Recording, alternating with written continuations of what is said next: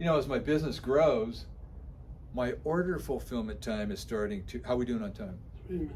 Got it. My order fulfillment time is taking a little bit longer.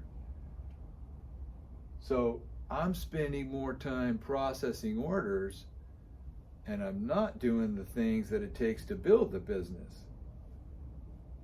So, and my growth is not every week, linear. I couldn't say it's like this. It's more, it's like this.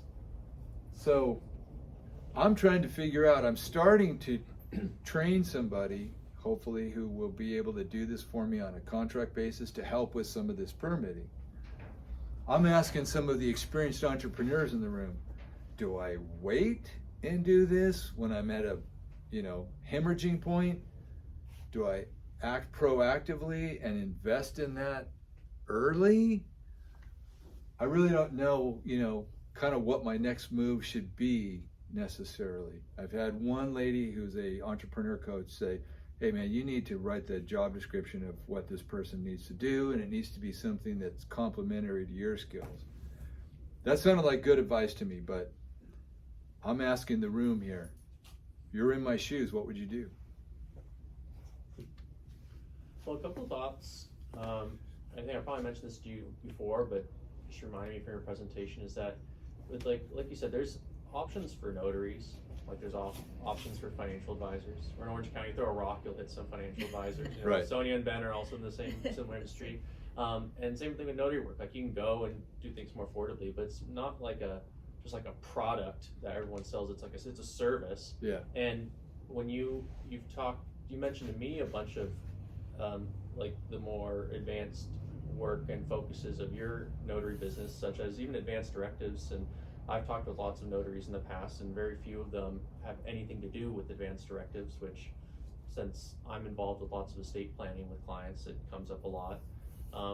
So one of the thoughts is, some of the more strategic partnerships with, of course, like estate plan attorneys, which is nothing too, that you haven't thought of. Yeah.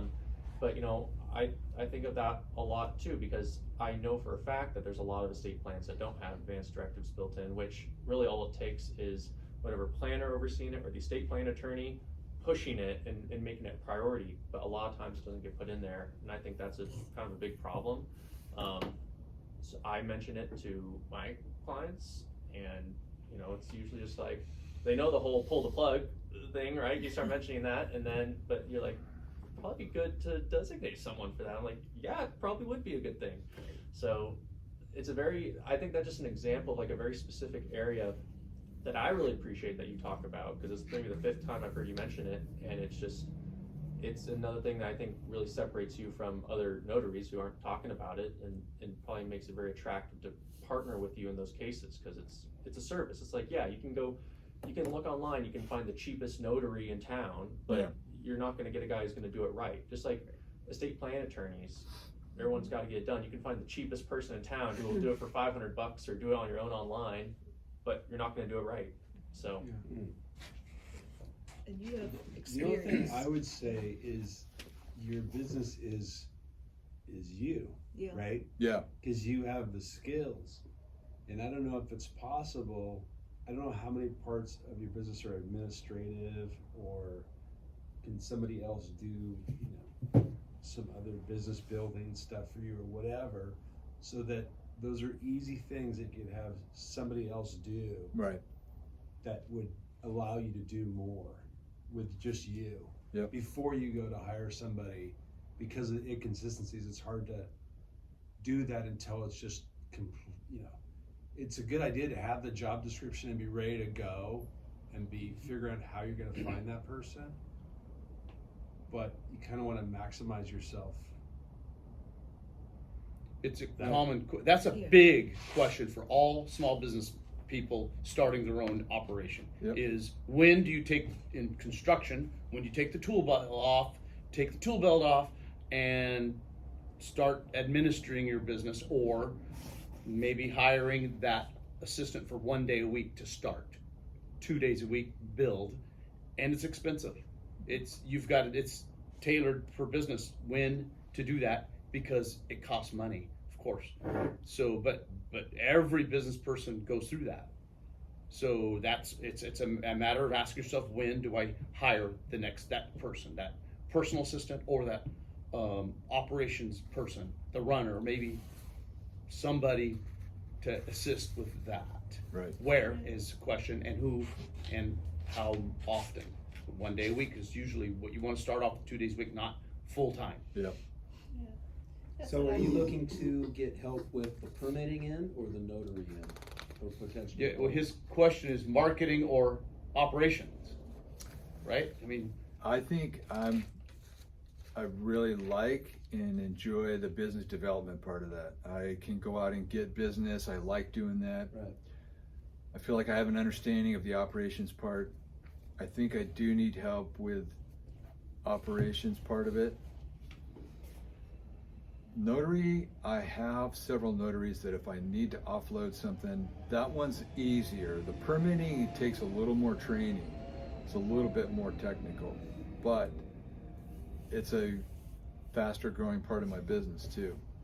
And it's a profitable one.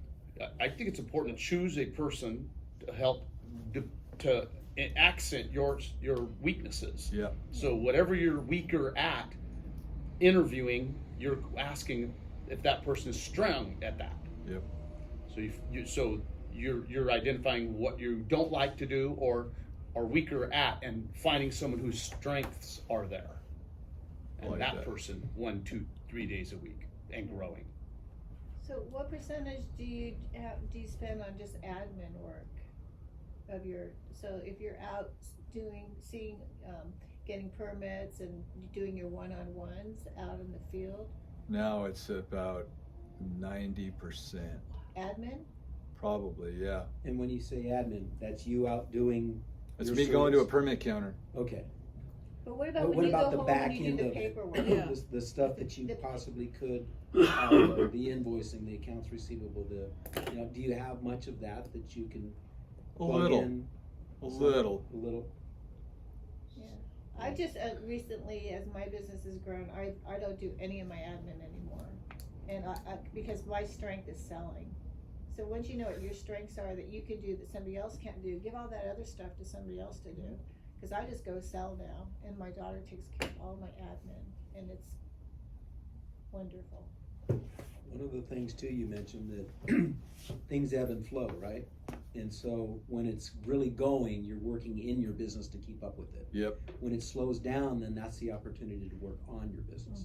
And just start a little bit, right? If you're looking to hire somebody, make sure that job description is written out. And then, maybe the next week it's, all right, now I'm gonna put it out to where I think I might find a source for those people.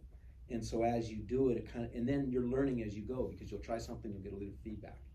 So it doesn't happen right away typically. Okay. But That makes sense. it's hard. I mean, we're general contractors, right? How do we replicate our relationships and the stuff that's sitting in our head? So anyway. Cause you have to be the person that you have to be the person that goes out there and actually does the one-on-one. Cause not everybody can do what you do. Not everyone Right. can go that desk and make it happen. Yeah. There's a rapport there. It's a universal question. Yeah. That's, everybody goes through that, no matter where you're at, what business. Does your wife has any downtime? That's not a bad question, actually. We are both Yeah. stretched to the limit. Yeah. There's so many people that just Children- work from children. home, Yeah. Right. Like a young mom with some children at That's home true. that could just, work a Yep. few hours, a neighbor. I mean, I have people like that help me too. So Good feedback. I ended up, I was thinking about it, and then all of a sudden it kind of landed in my lap. I have this gal, Kelly Bristol, and she's actually a general contractor. But her experience out in the field, at first I'm thinking, great, I'll have her help me run these jobs. Her strength was more of the back end. So now I'm not worried about having everything organized and having stuff at more of the fingertips. so that allows me to go out into the field more.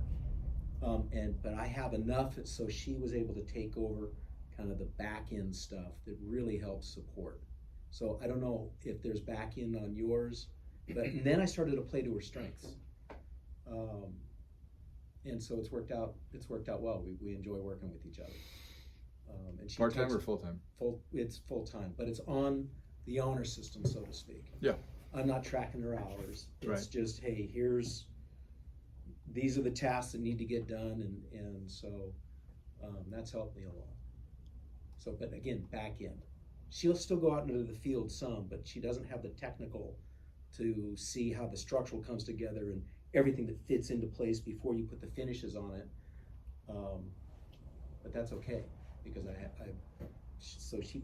I found a strength, she likes it, and she helps organize all the contracts, a bunch of stuff. Right? Frees you But up. I have more of a back end and volume going that she can fill that.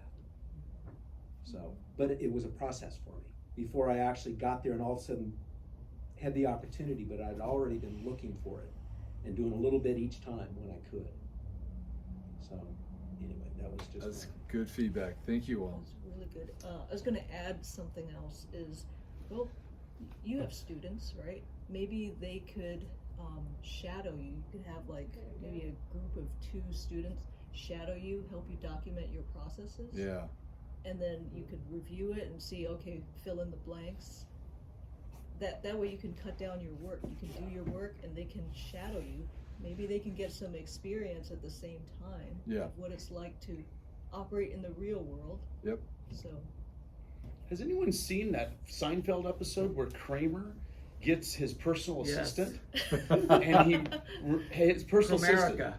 Thank you, Kramerica. It's like that, okay? That's exactly what you need to do. I'm gonna YouTube that now.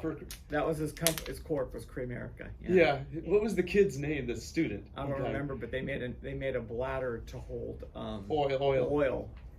And they dumped it out the window to test to see if the bladder held oil. Thank you, everybody. Great feedback. Thank you.